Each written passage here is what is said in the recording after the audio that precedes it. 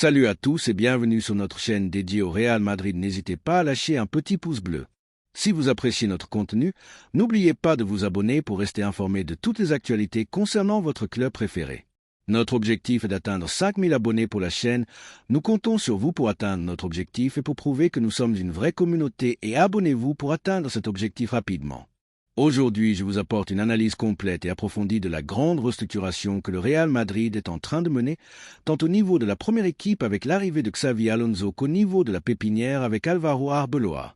Et bien sûr, nous allons parler du possible recrutement d'Abdelao Hassan, l'une des plus grandes promesses du football européen, âgé de seulement 16 ans. Nous allons voir comment ce nouveau Madrid est en train d'être conçu, quel type de joueur arrive, quelle est l'idée derrière chaque mouvement et quel rôle Hassan peut jouer dans cette planification qui mélange présent et futur. Alors, si vous êtes intéressé par la façon dont une équipe championne est construite de l'intérieur, restez jusqu'à la fin car il y a beaucoup à dire.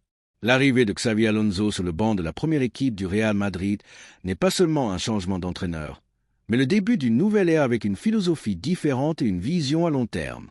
Alonso est un technicien méticuleux, exigeant et avec une identité de jeu très définie. Lors de ses premières réunions avec les dirigeants, il a été très clair. L'équipe a besoin d'une restructuration profonde, surtout dans deux zones clés, la défense et le milieu de terrain. Dans le secteur défensif, deux incorporations sont déjà actées et reflètent bien cette ligne de pensée. D'une part, Dan Wixen, un jeune défenseur central de grande projection formé à la Juventus, qui apporte de la hauteur, de l'anticipation et une bonne sortie de balle. D'autre part, le recrutement star de ce mercato, Trent Alexander-Arnold. Trent est probablement l'un des latéraux droits les plus talentueux au monde, arrivant de Liverpool avec un palmarès impressionnant et un style de jeu qui s'adapte parfaitement au nouveau Madrid, agressif en attaque, avec une vision de jeu tremblante et beaucoup de personnalité. Les deux joueurs seront disponibles pour la prochaine Coupe du Monde des clubs, une compétition que le club veut gagner comme carte de présentation du nouveau projet. Mais la défense n'est pas encore complète, il manque un latéral gauche. C'est l'une des priorités immédiates. Les noms qui résonnent le plus sont Grimaldo et Cara. Grimaldo arrive après avoir fait une saison spectaculaire avec le Bayer Leverkusen de Xavi Alonso, étant une pièce clé de l'équipe qui a brisé l'hégémonie du Bayern en Allemagne. C'est un joueur mûr, avec un bon coup de pied, une expérience européenne et un très bon ajustement tactique. Cara, d'autre part, représente une option plus jeune et avec un potentiel de croissance, ce qui pourrait également correspondre au profil de recrutement que promet la direction. Le club espère conclure cette opération le plus rapidement possible pour que l'entraîneur puisse compter sur une défense solide et complète dès le début de la pré-saison. Au milieu de terrain, la situation est plus complexe mais tout aussi urgente. Le club doit assurer la transition générationnelle. Bien qu'il y ait des noms comme Valverde, Camavinga et Tchouaméni, Xavi Alonso veut ajouter un profil plus spécifique. Son favori est Angel Steel, milieu de terrain allemand du Stuttgart. C'est un joueur très apprécié d'Alonso, intelligent positionnellement, avec une grande capacité de lecture du jeu et une sortie de balle propre. Son prix est d'environ 50 millions d'euros, ce qui indique que le club est prêt à faire un investissement considérable si l'entraîneur le considère comme une priorité. Mais ce ne serait pas un recrutement pour le banc. Steele arriverait pour concourir directement pour une place de titulaire. C'est un pivot moderne avec un bon pied qui comprend bien quand accélérer le rythme du match et quand le calmer. De plus, il a de l'expérience en Bundesliga et a été clé dans la grande année du Stuttgart. En attaque, le panorama est un peu plus incertain. Vinicius Junior a eu une saison irrégulière. Son niveau a baissé par rapport aux années précédentes et a généré des doutes. Cependant, au club, il y a une confiance totale en sa capacité de réaction et on s'attend à ce qu'avec l'arrivée de Xavi Alonso, il puisse retrouver sa meilleure version. Rodrigo, en revanche, est un cas spécial. Il a bien commencé la saison, mais ses performances ont progressivement décliné. Avec Ancelotti, il était l'un des premiers changements à chaque match, ce qui laisse entrevoir un certain manque de confiance. Xavi veut l'observer pendant la Coupe du Monde des clubs. S'il démontre de l'engagement, de l'ambition et s'adapte au nouveau système, il pourrait rester. Mais s'il ne répond pas aux attentes, le club n'exclut pas de lui ouvrir la porte à un départ, que ce soit par transfert ou prêt. Dans ce scénario, deux options sont envisagées. Recruter un ailier droit de premier niveau qui puisse concourir dès le premier jour ou miser sur un modèle plus continuiste en faisant confiance à des joueurs comme Arda Güler, Brahim Diaz, qui ont déjà démontré leur qualité et leur polyvalence à des moments importants. Dans tous les cas, le message est clair. Le Real Madrid reformule sa structure avec un mélange équilibré de stars établies, de jeunes joueurs avec une expérience internationale et de promesses émergentes. Il ne s'agit plus seulement de gagner des titres chaque saison, mais de construire un bloc compétitif, cohésif et durable à moyen et long terme, une équipe capable de dominer en Europe pendant plusieurs années. Cette restructuration implique également quelque chose de très important, l'identité. Le Madrid veut retrouver cette marque reconnaissable avec des footballeurs qui comprennent le jeu, se sacrifient pour l'équipe et représentent les valeurs du club. Avec Xavi Alonso sur le banc, cela devient une priorité et c'est pourquoi chaque recrutement, chaque renouvellement et chaque départ est mesuré avec une précision chirurgicale. Dans ce processus de restructuration profonde que vit le Real Madrid, l'une des clés ne réside pas seulement dans le renforcement de la première équipe avec des stars établies, mais aussi dans la garantie de l'avenir à travers de jeunes talents qui pourraient devenir avec le temps des pièces fondamentales du projet. Et c'est dans ce contexte que le nom d'Abdellah Ouazzane apparaît, un footballeur qui a déclenché toutes les alarmes dans la cité sportive de Val-de-Bas. Ouazzane est l'une de ces pépites qui ne passe pas inaperçue. Né à Amsterdam en 2008, il n'a que 16 ans, mais il a déjà gagné le respect et l'attention des meilleurs recruteurs du continent. Il joue comme milieu offensif dans la pépinière de l'Ajax, l'un des clubs les plus reconnus au monde pour sa capacité à former des talents. Cette saison a été sans aucun doute l'une des grandes sensations du football européen des jeunes.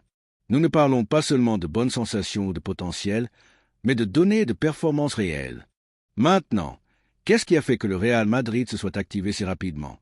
C'est simple, sa situation contractuelle. Ouazzane termine son contrat avec l'Ajax le 30 juin prochain, c'est-à-dire dans moins d'un mois.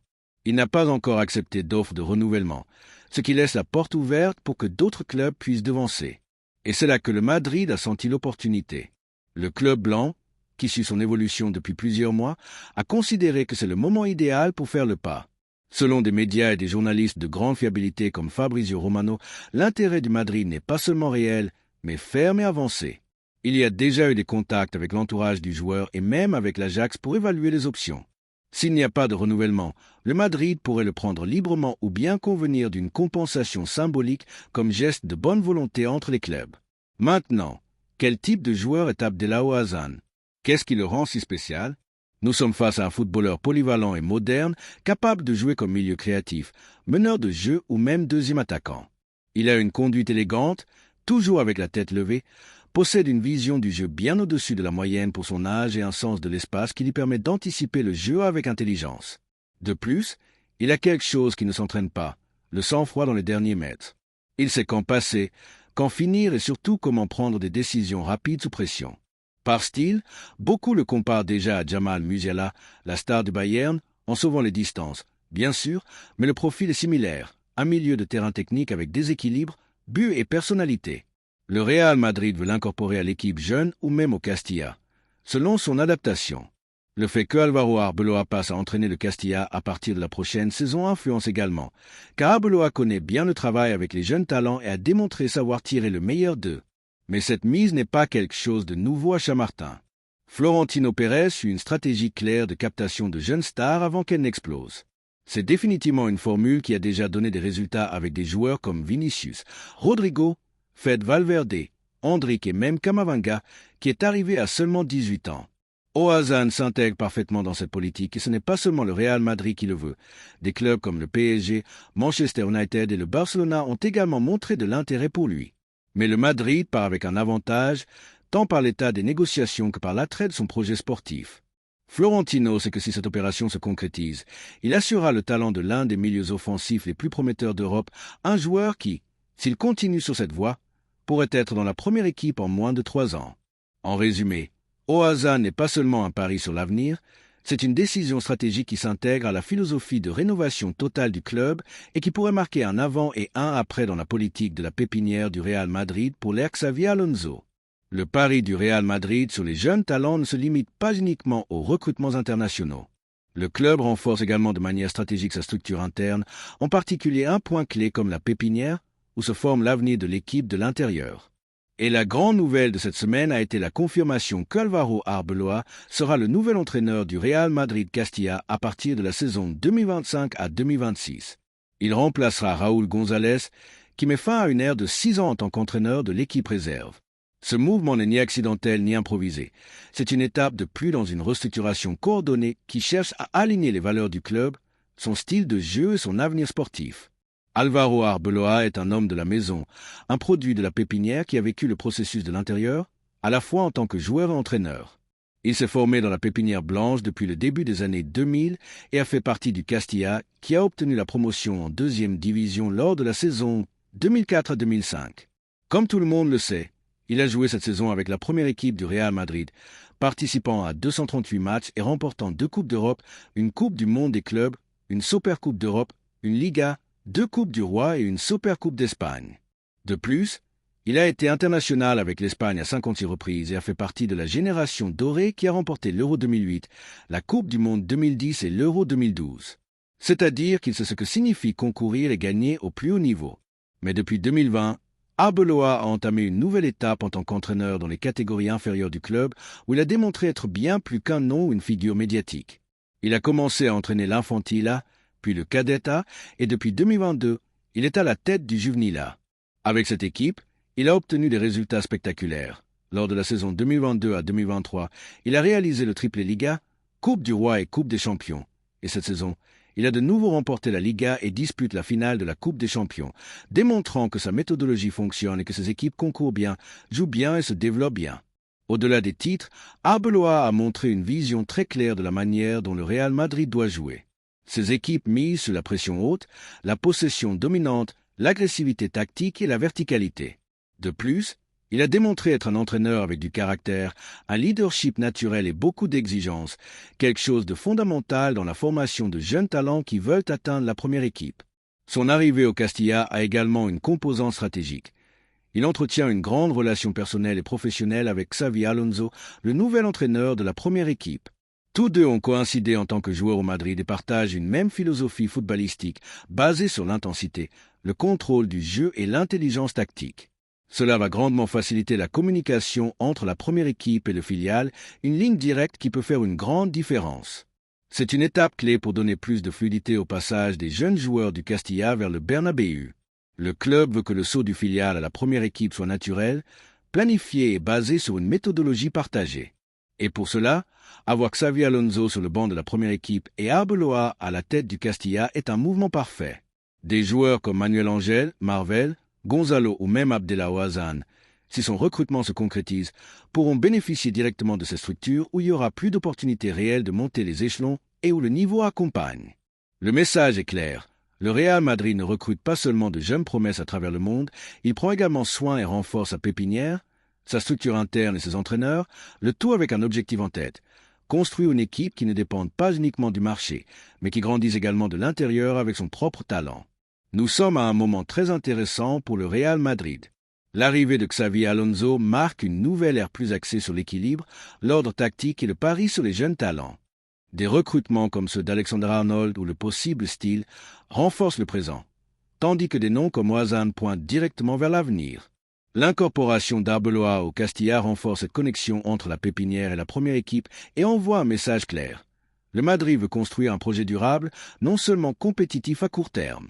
La grande question est, sommes-nous face au nouveau Musiala? Ouazzane est-il le prochain grand talent qui deviendra une star mondiale avec le maillot blanc? Ce qui est clair, c'est que le Madrid n'improvise pas, il a une feuille de route claire, une stratégie définie et une politique de recrutement à long terme qui porte de plus en plus ses fruits. Maintenant, je veux connaître votre opinion. Que pensez-vous d'Ouazzane? Pensez-vous que le club doit miser sur ses talents si jeunes? Aimez-vous l'idée de ce nouveau Madrid plus planifié avec Xavi Alonso et Arbeloa comme piliers? Laissez-le moi savoir dans les commentaires. Merci d'avoir regardé cette vidéo et j'espère que cette vidéo vous a plu. N'hésitez pas à lâcher un petit pouce bleu, vous abonner à la chaîne et activer la cloche pour ne rien manquer des prochaines vidéos.